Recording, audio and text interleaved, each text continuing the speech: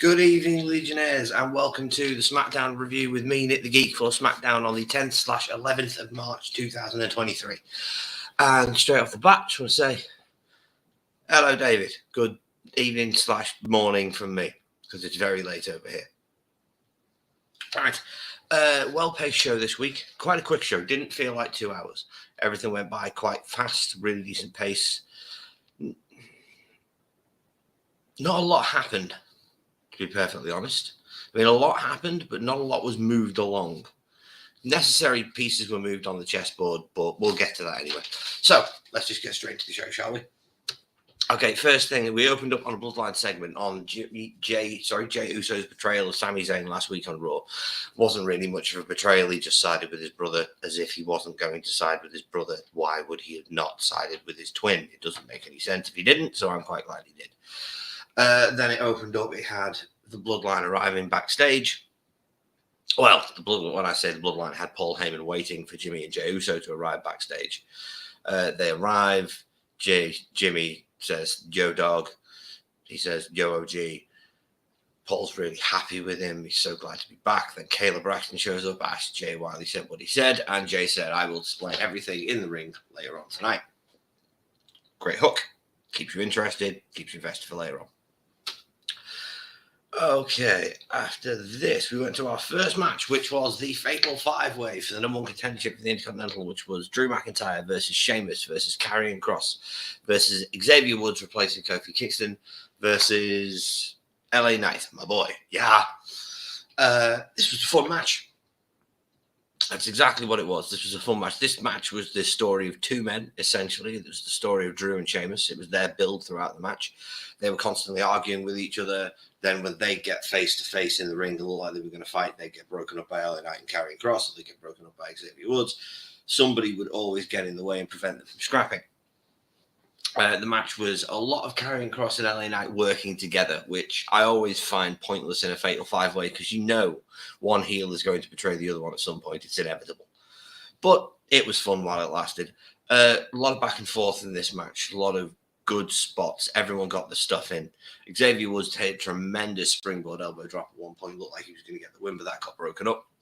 Eventually, the match ends when Sheamus hit a bro kick to save Drew. Drew hits a Claymore to save Sheamus, even though they did it without to inadvertently save each other. They then both get the pinfall. Two referees, 1, 2, 3. It's a double pin. Looks like it's going to be a triple threat at Mania. Or is it? Oh, Gunther and Imperium came out during this match as well, just to keep an eye on and see what things were going on. But I enjoyed the match for what it was. It moved the chess pieces into the right position. It put Drew and Sheamus where they need to be next week. And hopefully by the end of next week, we'll have a one-on-one match at Mania organized for the Intercontinental Championship. Because obviously now, just to move ahead a bit to the night, it's going to be Drew versus Sheamus next week for the #1 contendership.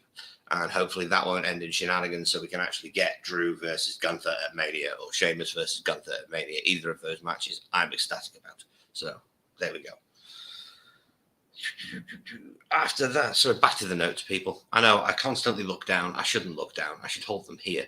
But I'm exceedingly blind, so I have to do this. After this, we went to our first break. Then when we came back, we had a progressive match flow, which was all about Rey Mysterio. But,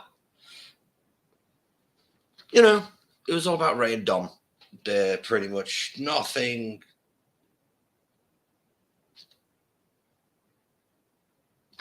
Wait a minute, I'm getting ahead of myself. Yes, no, sorry, I am very tired. I do apologize. I'm getting very much ahead of myself. After this, we had a Caleb Braxton promo with Paul Heyman backstage. That was right. Paul talks about Cody. Because really, we need to get the program with Cody escalated and going as far as we can. He talks about we now have a Cody Rhodes problem. Why he keeps sticking his nose in Bloodline business. He needs to realize that Roman Reigns and I always have a philosophy on things. We can either handle things like a gangster or we can handle things with the truth. And this time, Roman Reigns decided that what was more gangster than handling Cody Rhodes with the truth, which I thought was a good line. It was interestingly delivered, and I like to see where they're going. Dave, what we got here? They go through all, just got two guys who are going to be in the match. Anyway, stop trying to fix things. It's not the broken Drew, Sheamus, Savio, and scenario only. Pretty much, yes. But unfortunately, I don't book WWE, David. So we have to deal with what they give us, even if it doesn't make a whole lick of sense half the time. After this promo segment, we went to Hall of Fame inductee announcements, which honestly, it's about time. We're only 3 weeks away from Mania, and they still hadn't nailed down who was in the Hall of Fame this year. And first person up is Rey Mysterio. I'm happy about this, and I have a theory about this. One, just first off, to get it off the bat, Rey is more than deserving of a Hall of Fame place. But now that they are using active wrestlers to fill up their main slots on the Hall of Fame as headliners, you know they're running out of headliners that are retired. However, I honestly think they're going to use this Hall of Fame to set up the match with Dominic at WrestleMania. Because I think Rey is going to refuse the match with Dom and deny the match with Dom over and over and over again until Dominic comes out and ruins his Hall of Fame speech, and then Rey has no choice but to accept the match. That's what I think is going to happen. I don't know if they're going to use the Hall of Fame in that way, but I would myself. So that's what I think is going to happen this year.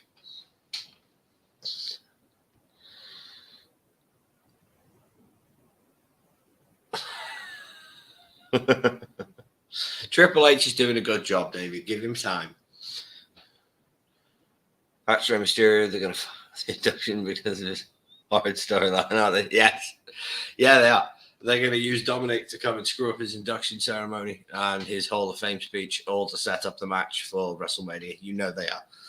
It makes perfect sense to do it. It's stupid, but it makes perfect sense to do it. So, there you go.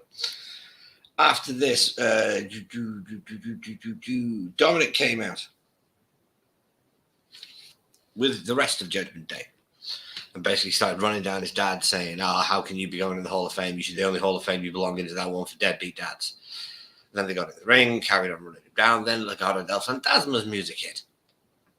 Legado del Fantasma come down to the ring. Santos Escobar cuts. Not a good promo, at all. He's not good at promos. But he is good at promos, but he's not good at babyface promos. So this was a middling promo at best. It was basically, shut up, Dominic. I'll teach you some respect, even if your father won't. And we're supposed to have a match later on tonight, but how about we have it right now? He throws the mic on the ground. And then we move on to our match with Legado del Fantasma versus the Judgment Day. This match was fun. It was exactly what it needed to be. Good showcase for Santos. Good showcase for Cruz del Toro. Joaquin Wilde got some good work in. But this match was all about helping Dominic in Judgment Day. Eventually, the match ends where Rey distracts the referee because of Dom. Damian Priest gets in the ring, does a leaping super kick on I think it was Raul Mendoza. And then, Cruz del Toro, as he is now. And then Dominic rolls him up for the pin. 1, 2, 3. Dom wins. I am not a fan of Dominic Mysterio. I've made this perfectly clear over the last couple of years. I think he belongs in NXT, and the only reason he's on the main roster is nepotism. But credit where credit is due. He has come on leaps and bounds in the last 6 months. His association with Judgment Day has brought his character work from here to here. And his in-ring, although still sloppy as hell with zero timing, is coming along. You can see improvements. Whether he's ready to take up the mantle of Rey Mysterio, I don't think so. But you can only throw a man into the frying pan once and see if he cooks. All right. After this match, we went to a Dom and Rey segment. Dom got in the ring, called him a deadbeat dad, says he wants to talk to him, starts challenging him to a match.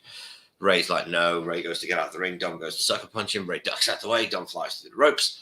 Dom goes around, you can't do that to me. I know you can't do that to me. And then we go to a break. Next page of notes.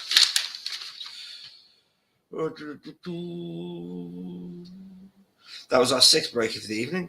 Then we went Charlotte Flair backstage. Charlotte Flair outside in PF's match, wearing a giant onesie catsuit that was entirely blue, like a unitard, which was kind of weird because she had blue gloves on at the same time. It was very odd.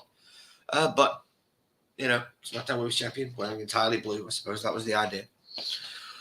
Charlotte says she wants a match because she just wants a match. And PS says, fine, I'll get you an opponent for later on.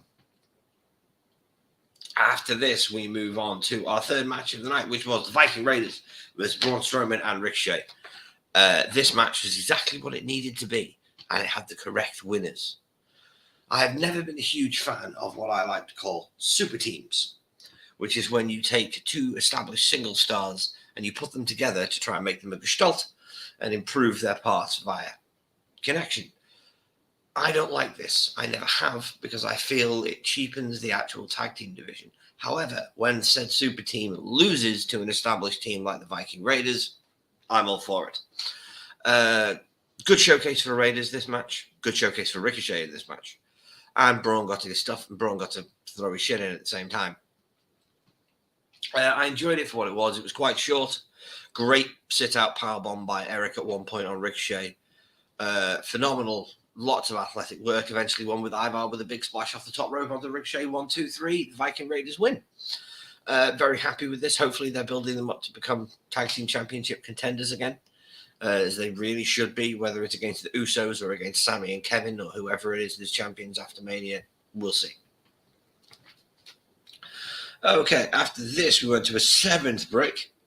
Then when we came back, we had our 4th match straight away. No shenanigans, no messing about in between. It was just match to match, which was Charlotte versus now Shotzi. Showcase for Charlotte. That's the best way to describe this match. It was a showcase for Charlotte. It wasn't particularly long. Rhea came out halfway through to try and distract Charlotte. Just kind of stood around at ringside. Charlotte wins with the figure 8 anyway. Then Rhea gets in the ring. Rhea has a microphone. Rhea cuts a middling promo on Charlotte. Rhea Ripley. I'm all for people getting back to cutting real promos without scripts. But sometimes people need a bit of a script. And I feel that Rhea Ripley needs at least some direction in her promos. Because whenever she cuts an off-the-cuff promo, it never seems to really deliver. Like, it doesn't hit the right marks for me. I don't know what it is. I love Rhea. I think she's one of the best workers in the industry, and I hope she smashes Charlotte and takes the title at Mania. But her promos need some work. But basically, it ends with Charlotte saying, "You're Rhea bloody Ripley. That means you can destroy anybody that gets in your way, except for me." And then she walks off. Good promo from Charlotte. Charlotte talked about how everybody gets better, but I get better every day. I've got better every day for years. Some people love it. Some people hate it. You can think what you like, but I'm Charlotte Flair, and I'm always going to be Charlotte Flair. I was fine with this. It's good for Charlotte's character, even though she's supposed to be a babyface and always comes across as a heel. But it's good for Charlotte, and it's good for the match. I'm really looking forward to Rhea versus Charlotte. I was very happy with their first encounter, except for the result. So I'm really looking forward to seeing this one as well. Moving on. Let's have a look at some of these comments. Why is Sarah Logan doing spells? Why don't I get the feeling that broad choo-choo sound effects are coming back? You're probably right on. And as my brother said while we were watching SmackDown, David, at least she's collecting a paycheck. At least Sarah Logan is getting paid, and she's not just sitting at home doing nothing. She's going to work and doing nothing, but at least she's getting paid. And as far as the Braun choo-choo sound effect comes back, unfortunately, I think you're probably right there. Like, it's an unfortunate fact, but they're bringing that sound effect back. It's a horrible idea, but you know they will. It's a kid show at the end of the day. Charlotte shows you when you're an athlete, it's still prevalent.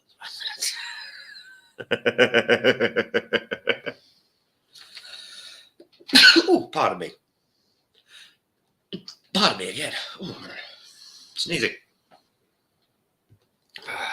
And finally, Rhea the heel who people want to win, Flair the face who people want to lose. Because backwards booking, yes. Completely and utterly. Rhea is over with the fans. Charlotte is not. Well, Charlotte is over with the fans, and it annoys me when people say if you've seen her live, she gets a pop when she comes out. She really does. But anyway, moving on. After this, we went to a promo for Raw, basically for Edge and Finn's meeting this week, and for Brock and Omos's face-to-face this week. Last page of it. Okay, not a lot written down on this one, because not a lot happened after this. We went to our 10th break, then we went straight to our main event. Our main event was a promo, originally. Promo from Jey Uso, Jimmy Uso. My pen. A promo from Jey Uso and Jimmy Uso. Jey came down to the ring, all hyped up and angry as he normally is, like a lost chihuahua. Basically says, "What would you have done? This is my brother. This is my blood. This is my twin. This is my family. I didn't have a choice. I didn't want to turn on Sami Zayn. I had to turn on Sami Zayn. I didn't have a choice. Let me flip the script. What would any of you lot have done? What would you have done in my position? I had to do it. I didn't have a choice." And after Jey says his piece and explains everything, Jimmy gets on the mic and goes, "Now that we've solved the Sami Zayn problem, we've got one problem left. And that's Cody Rhodes' problem."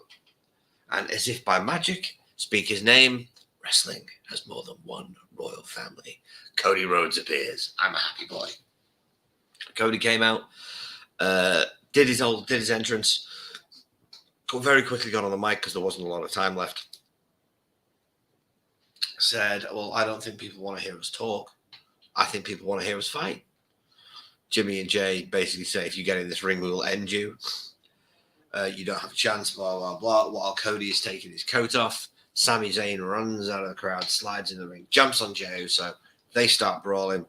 Cody runs in there. Jimmy turns around, jumps on Sami. Cody gets in the ring, jumps on Jimmy. Cody and Jey end up pairing off. They go to brawl into the crowd. Jimmy and Sami brawl all over the announce table. Then Jimmy gets the upper hand on Sami, goes back into the crowd, helps his brother Jey out. Sami shows up again. Then they brawl back into the ring. Then the Usos are chased off. Sami and Cody are left standing tall. Cody raises Sami's hand. Boom. That was SmackDown. Like I say, quite a fast-paced show this week. Not a brilliantly directed show, but a fast-paced one, which when a show is paced well enough so it doesn't feel like it drags, you can forgive the little meandering effects. I was happy with this week's SmackDown. I'll give it a solid 6 out of 10. 6.5, actually, to be fair. I'll give it a 6.5 out of 10. Goes up a point because Cody Rhodes is on the show. Liked it myself. We'll be tuning in next week as per usual. No complaints, really. If you're going to watch any match from this week's SmackDown, I would highly recommend the Fatal 5-Way from the opener. It was lots of fun. Everything else is a bit hit or miss. And if you're into the Bloodline storyline, pay attention to the main event. But in the meantime, ladies and gentlemen, if you like what we do here, Legionnaires, at the Legion, at Wrestling Legion, please join the Legion. I said Legion about 6 times and I don't know why. But join the Legion. Subscribe to the channel. Hit that notification bell. Just hit like, hit subscribe.